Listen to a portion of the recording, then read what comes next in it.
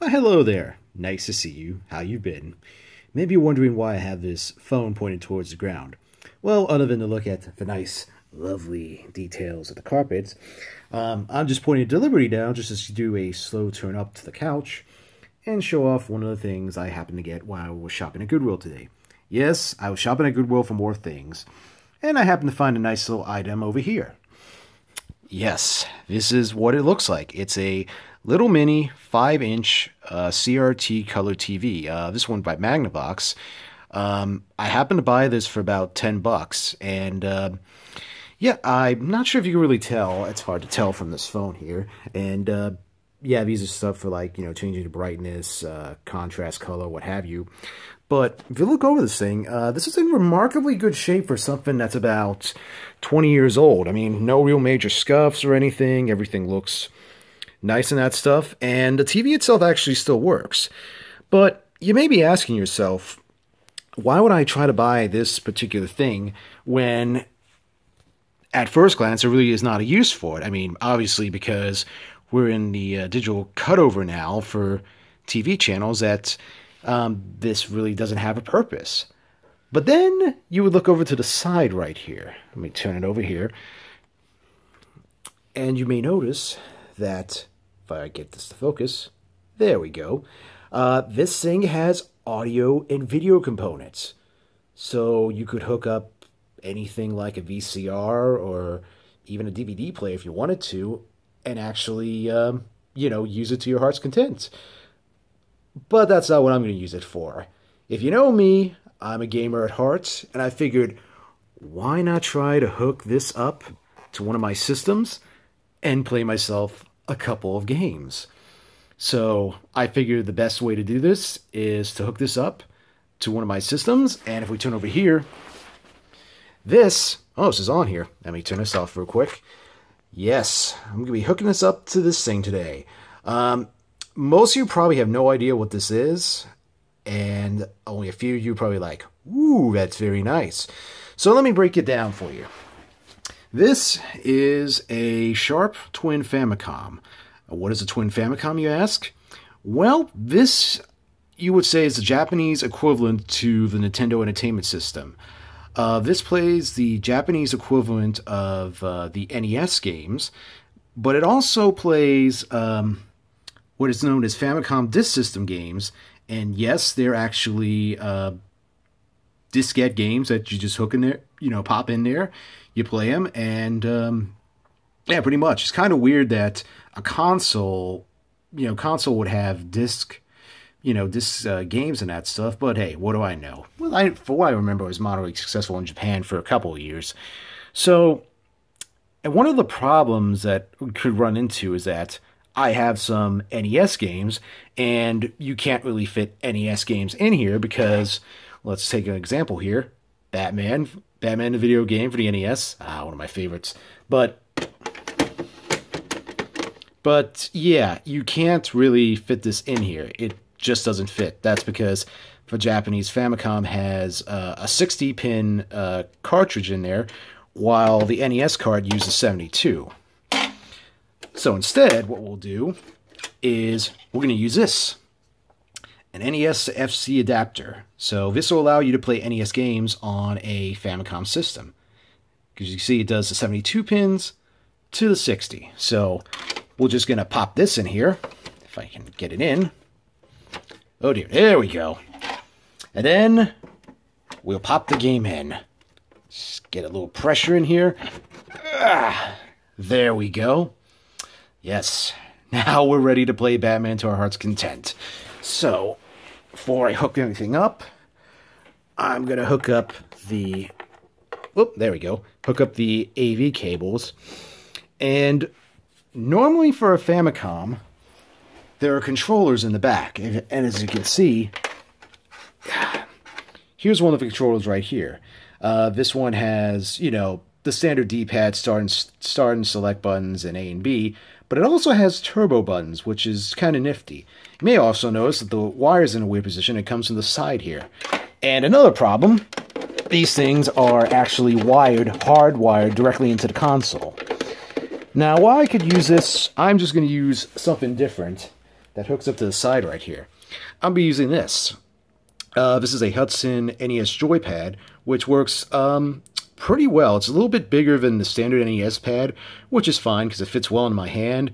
Also has turbo buttons up here, and overall, a nice controller considering this thing's over 30 years old. So anyway, enough talking. Let's actually get this thing hooked up. So, got that in there. So we're just going to turn this on. And we'll wait for a picture to come up.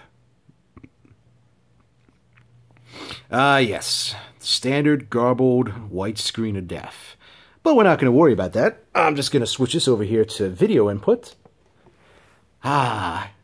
Darkness. So, now that we have this in here, let's just turn this thing on and see what happens. Oh my god, it works. Does it focus? There we go. Yes, it works beautifully. And just listen to that glorious startup music. I used to play this a lot when I was a kid. Still a great game, but hard as hell if I remember right. So let's just push start. Yep, so it works. Picture's coming in a little bit bright. That's because it's on video camera and that stuff, but nevertheless, the TV actually has a pretty damn good picture. So yes, there's Batman. Punch this guy out. And I'm going to try to control as best I can, because I'm basically one hand on the camera, one hand on the controller. Yeah, picture comes in relatively good, and I just got hit right there. The only thing that's really of a bother is that, and watch me get hit again, is there is some black marks down on the screen here that I don't know if they're scratches or whatever, but it's something I'm going to have to get out eventually once I clean this. But, yep, works relatively well. There we go.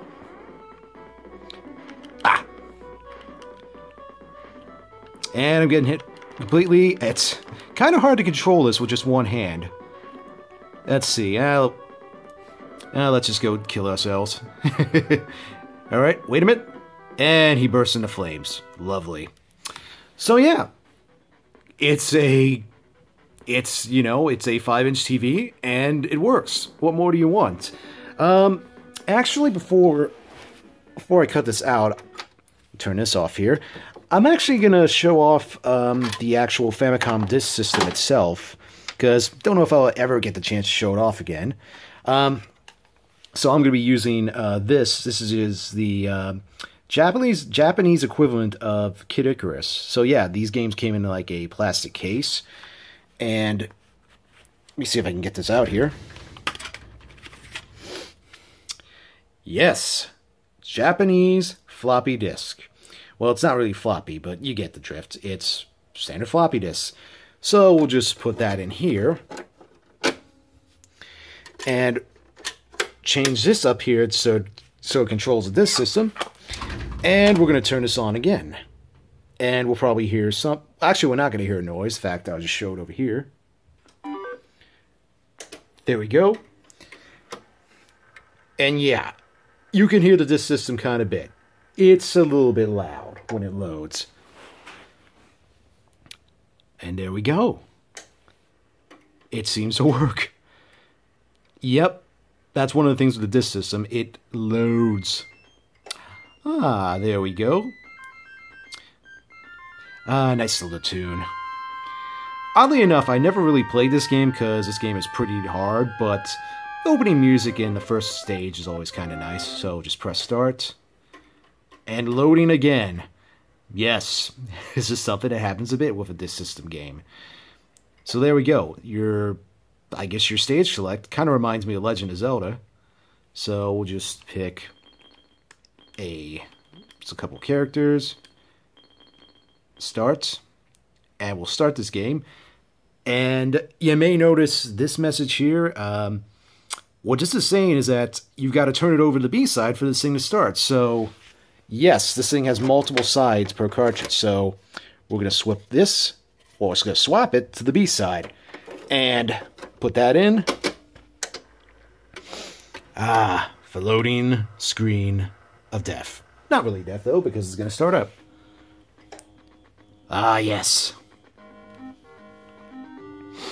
And this is going to be even more harder to play, harder to play with one hand. Jumping and that stuff. You know, the NES really wasn't made for one-hand controls. I can see that. But there we go. We're shooting snakes anyway, because why not? So yeah. And let's pause it here.